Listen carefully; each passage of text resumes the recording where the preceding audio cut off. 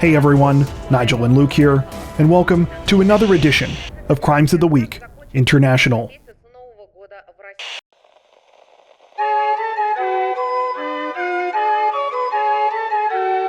Authorities in South Australia say that an alleged hit-and-run driver got a taste of his own medicine this week after he struck a police officer with his vehicle, only to be hit himself while fleeing the scene. According to reports, the incident began around 4 p.m. on January 3rd, when the driver hit the police officer with his four-wheel drive vehicle while traveling down Merlin Road in the Adelaide suburb of Fulham Gardens.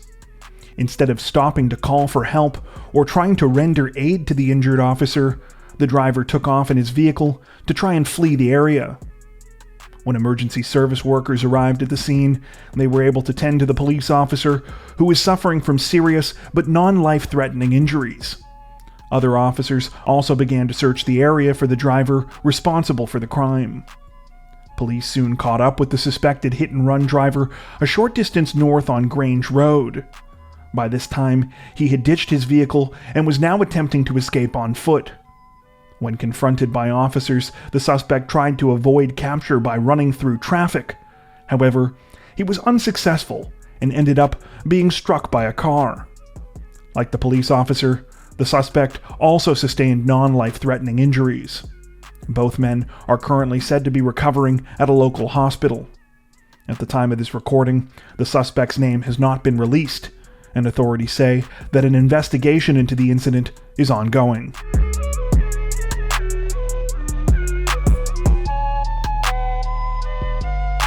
Authorities in the Niger capital of Niamey say that a small-town mayor and his driver have been arrested this week after they were caught transporting a record-breaking 214 kilograms, or roughly 472 pounds, of cocaine. According to representatives from the country's Central Office for the Repression of Illicit Drug Trafficking, the cocaine had been smuggled into Niger from neighboring Mali, and it's believed that the mayor and his driver were trying to take it to a border town near Libya, where it would be further smuggled into Europe. The agency stated that they had been on the trail of the drugs since they entered Niger, and an investigation revealed that they were being transported in a car that belonged to the mayor's office in the northwestern town of Fachi in the Tenere Desert. When the car was stopped in the city of Agadez on January 2nd, 199 bricks of the illegal drug were found inside, along with the mayor and his driver. The men were subsequently arrested and taken to the capital, where they are currently being held. A spokesperson for the Central Office said that this is the largest quantity of cocaine ever seized in Niger. However, these kinds of busts are reportedly becoming more and more common, as criminals make use of the country's vast desert land to smuggle drugs, guns, and other items to various criminal groups in the region. This week's haul has an estimated street value of $19 million. At the time of this recording, neither the name of the mayor or his driver have been released in any of the reports we could find.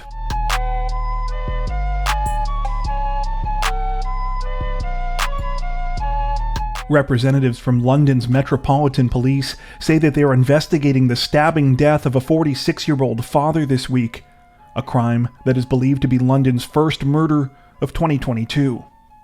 According to reports, emergency service workers received a call at about 12 minutes after midnight on January 4th, with reports that a man had been stabbed on High Street in the village of Useley.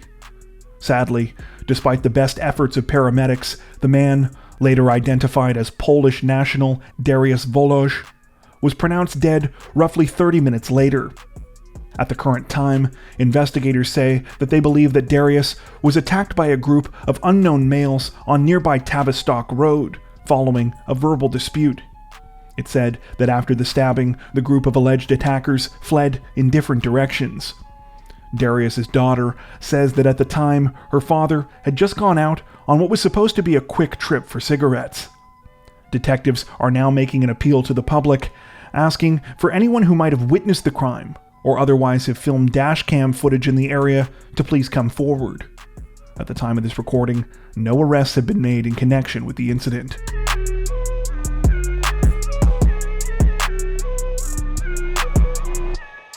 Authorities in the South African capital of Cape Town say that they are investigating a devastating fire at the country's parliament complex this week, the cause of which is said to be arson.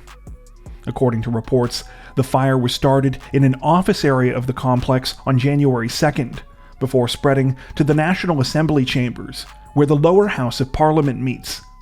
Thankfully, no one was injured as a result of the blaze. However, it's said that the National Assembly chamber was entirely gutted by the fire, while the roof of the building that houses the upper chamber of Parliament also partially collapsed. Though firefighters arrived on the scene quickly, and it was initially believed that the blaze had been extinguished, strong winds on Monday reignited smoldering wood in the wreckage, causing one of the building's roofs to catch on fire again. At the time of this recording, the most recent reports about the incident say that firefighters are still searching the site for hotspots to avoid more potential flare-ups. According to local media, a 49-year-old man named Zandile Mafia has been arrested in connection with the incident and has now been charged with 2 counts of arson, as well as housebreaking, theft, possession of an explosive device, and destruction of essential infrastructure. Authorities say that Mafia was found within the parliamentary complex after the fire started, and in addition to explosives, was also in possession of items allegedly stolen from inside. Mafia's lawyer, meanwhile, argues that his arrest is a case of mistaken identity, and that the wrong person has been detained. The lawyer claims that Mafia is being made a scapegoat. Though Mafia already made his first court appearance this week, the case has been postponed so that authorities can continue to investigate the situation, including the alleged motive behind the crime, which is currently unknown.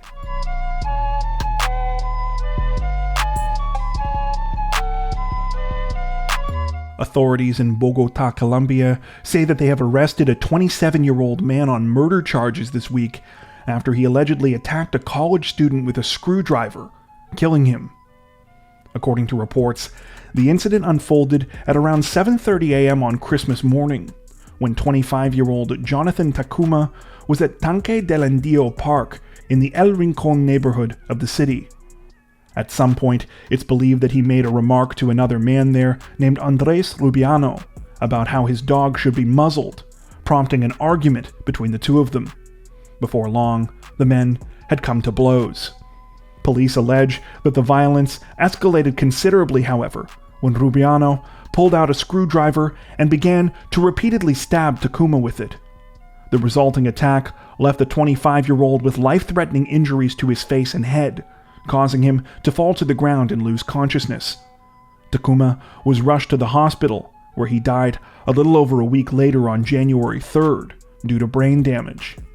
Following Takuma's death, Rubiano was charged with aggravated homicide in connection with the killing. If convicted, he could face a prison sentence of between 33 and 50 years.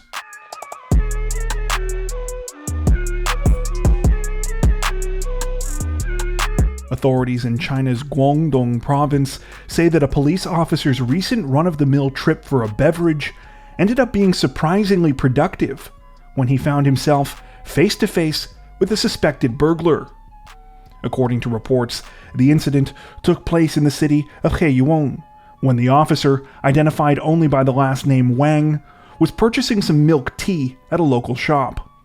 As the cashier at the shop was taking his order, Wang supposedly couldn't help but feel he had seen the guy somewhere before.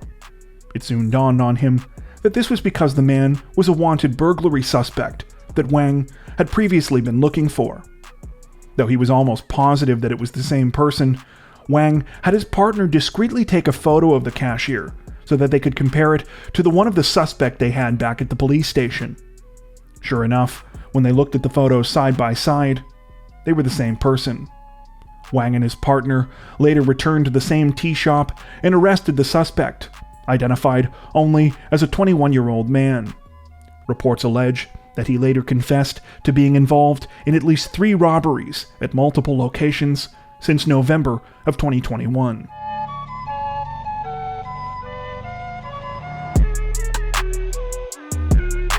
Authorities in Tainan City, Taiwan, say that they have arrested and charged a 30-year-old man with murdering his co-worker this week.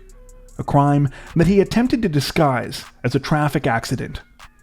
According to reports, police were first alerted to the incident at around 5 a.m. on December 29th, at roughly the same time that firefighters responded to a call about a motorized scooter fire near the entrance of a parking garage near Yingxi Lake. After extinguishing the fire, the firefighters had found the charred body of a man in the wreckage. However, when police began to investigate the scene, they soon realized that this was no simple accident. The man, later identified as a 37-year-old with the last name of Yi, had been stabbed several times in the back and abdomen before the fire had started. It didn't take long for detectives to find their suspect, a 30-year-old co-worker of Yi's identified only by the last name of Hong. Within 4 hours of police beginning their investigation, Hong confessed to the crime. The 30-year-old told police that he was jealous of his co-worker because he was dating his ex-girlfriend. So that morning, he had waited for Yi in the parking garage near the Innolux panel factory where they both worked.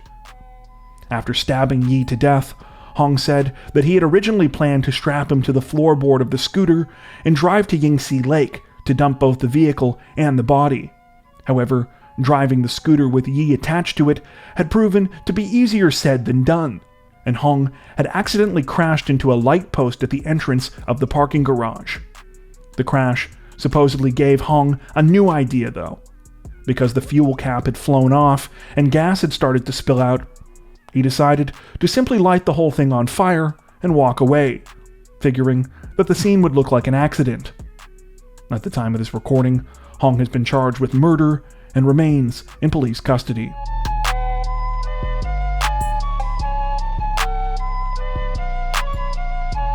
This week, Italian news outlets confirmed that a notorious mobster is behind bars again after nearly 2 decades on the run, thanks in part to Google Maps.